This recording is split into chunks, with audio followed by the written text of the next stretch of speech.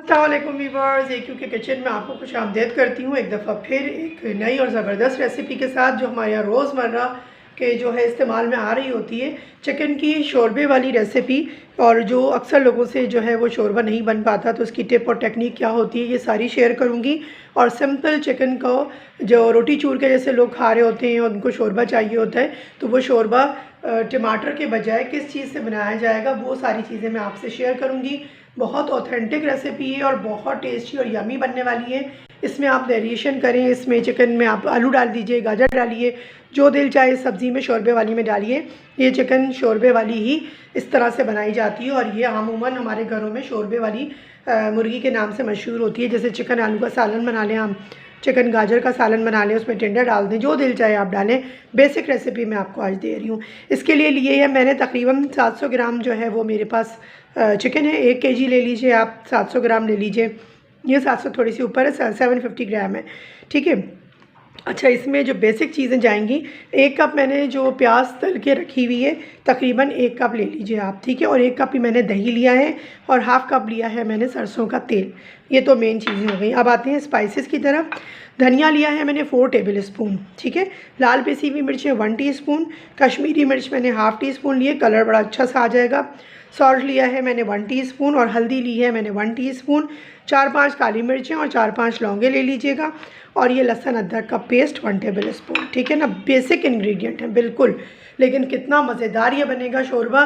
जो खाएगा वो खाता ही रह जाएगा और जब बुज़ुर्ग हज़रात तो बच्चे इसको बहुत ज़्यादा पसंद करेंगे। चलिए स्टार्ट करते हैं। व्यूअर्स देखिए, एक पतीली ले ली और उसमें मैं डालूँगी 1 टेबल स्पून के करीब पानी। उसकी वजह क्या है कि हमें प्याज तो तलनी नहीं है, ठीक है ना। हमें क्या करना है, जो हमने प्याज पहले से तल के रखी हुई है, आप चाहें तो बना लें, घर में इस्तेमाल करें इसको। जो प्याज होती है उसका ये होता है कि आप के पास रखी होती है तो आपके लिए कुकिंग आसान हो जाती है, ठीक है ना। अच्छा, अब इसके अंदर मैं डालूँगी ऑयल। उससे क्या होगा, जब हम चिकन डालते हैं ना तो वो अक्सर आपने देखा है पतीली में चिपक सी जाती है।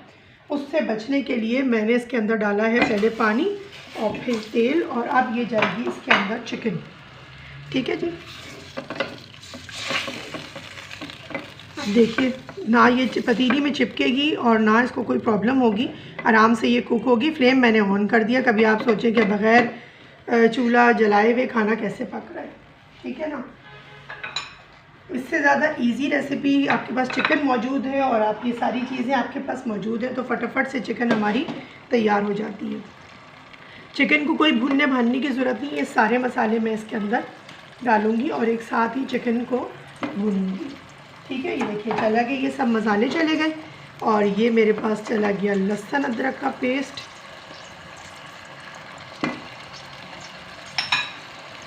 अब जो हमारे पास दही प्याज रह गया है उसको आपने पीस लेना है।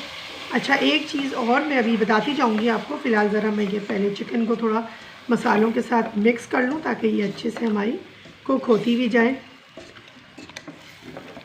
कुक होती चली जाए, ठीक है ना। चलिए, अब ये जो दही प्याज है इसको मैं, देखिए ये जो दही प्याज है इसको मैं पीस के एक साथ पेस्ट बना लूँगी। इसका कब जाएगा, कैसे जाएगा, सारा कुछ शेयर करूँगी, बिल्कुल परेशान ना होइएगा। बहुत मज़ेदार, ये बिगनर्स भी इसको बना सकते हैं। तो इतनी इजी रेसिपी जो है वो ये होती है, क्योंकि अक्सर जो बिगनर्स हमारे होती हैं, लड़कियां बच्चियां, तो उनका क्या होता है कि वो कहती हैं कि दही डाला तो सालन में फुटफुटी आ गई और सालन जो है वो फटा फटा सा हो गया, पानी अलग हो गया, मसाला अलग हो गया। उस सारी प्रॉब्लम से बचने के लिए ही मैं आज आपको ये शोरबे वाली सिखा रही हूँ। ये अक्सर घरों में बहुत ज़्यादा इस्तेमाल की जाती है। हर एरिए के लोग जो हैं वो अपने अपने हिसाब से बनाते ही हैं। कुछ टमाटर के पेस्ट के साथ शोरबा बनाते हैं जी। व्यूअर्स देखिए, असल में साइड में थोड़ा सा शोर भी इधर उधर हो रहा होता है, ज़ाहिर कुकिंग होती है तो इधर उधर अतराफ से आवाज़ें आती हैं, तो फिर मुझे वो वीडियो बंद करनी पड़ती है क्योंकि आप लोगों को डिस्टर्बेंस ना हो।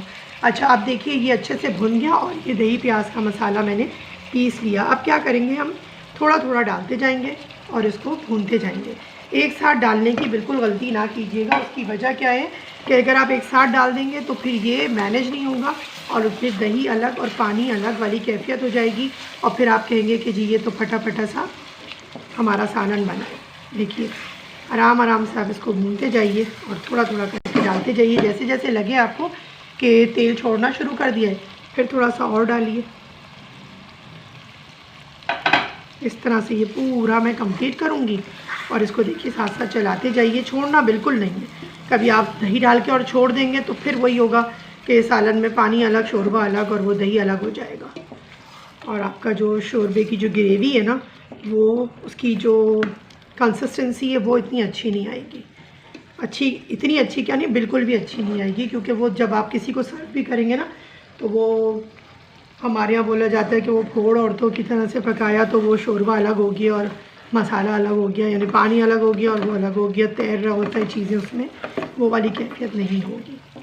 अब देखिए चिकन को कुछ भूनने भानने की ज़रूरत नहीं पड़ी, कोई स्मेल नहीं होगी, कुछ नहीं होगा। ज़रूर बनाइएगा इसको और मुझे कमेंट्स में ज़रूर बताइएगा, स्पेशली जो हमारी बिगनर्स बच्चियाँ हैं, कि कैसा बना उनका। और आप देखिए कितनी जल्दी प्रिपेयर होगी ये चिकन, आपने देखा कुछ भी नहीं करना पड़ा, ये सारी चीज़ें आपके पास मौजूद है। इसको साफ़ कर लेते हैं, कोई चीज़ भी ज़ाया नहीं होनी चाहिए। बस ये थोड़ा थोड़ा करके मैंने डाल के देखिए, ये पूरा 1 कप जो मेरी प्याज थी तली हुई वो, और जो दही था वो दही भी होममेड था, प्याज भी होममेड फ्राइड हुई थी।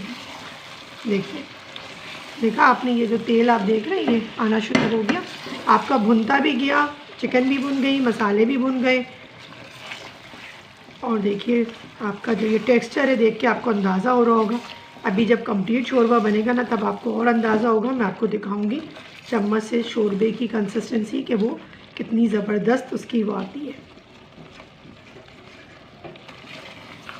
बस इसको हमने थोड़ी सी ये मेहनत होती है कि इस टाइम पे जब हमने उस वक्त चिकन नहीं भूनी ना, इस टाइम पे हम इसको बस आहिस्ते से चलाते जाएंगे, मिक्स करते जाएंगे, एक तरह का समझ लें भूनना ही हो गया ये।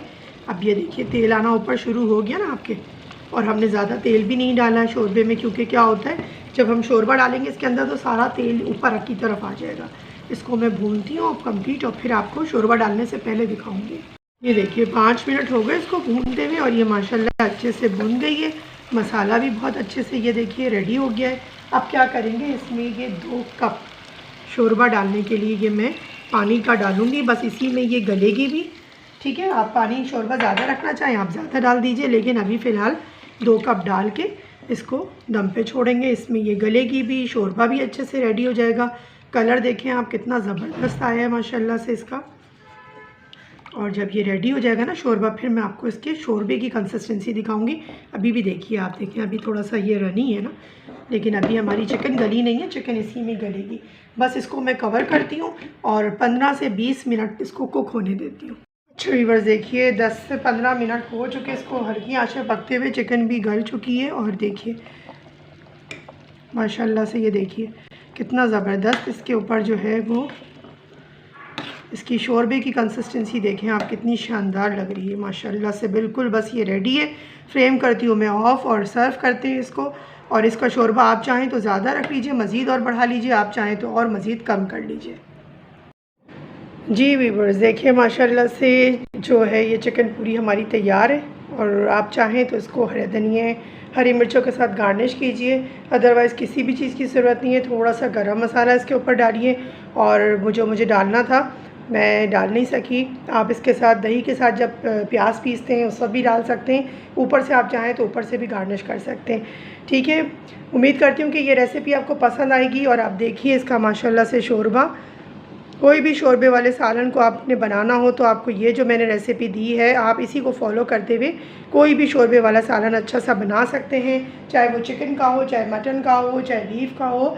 लेकिन सिर्फ करना क्या है, आपने जो टिप्स और टेक्निक्स मैंने आपको बताई हैं उसी को फॉलो करना है, तो इंशाल्लाह ताला आपका भी जो है वो सालन कभी भी ख़राब नहीं हो।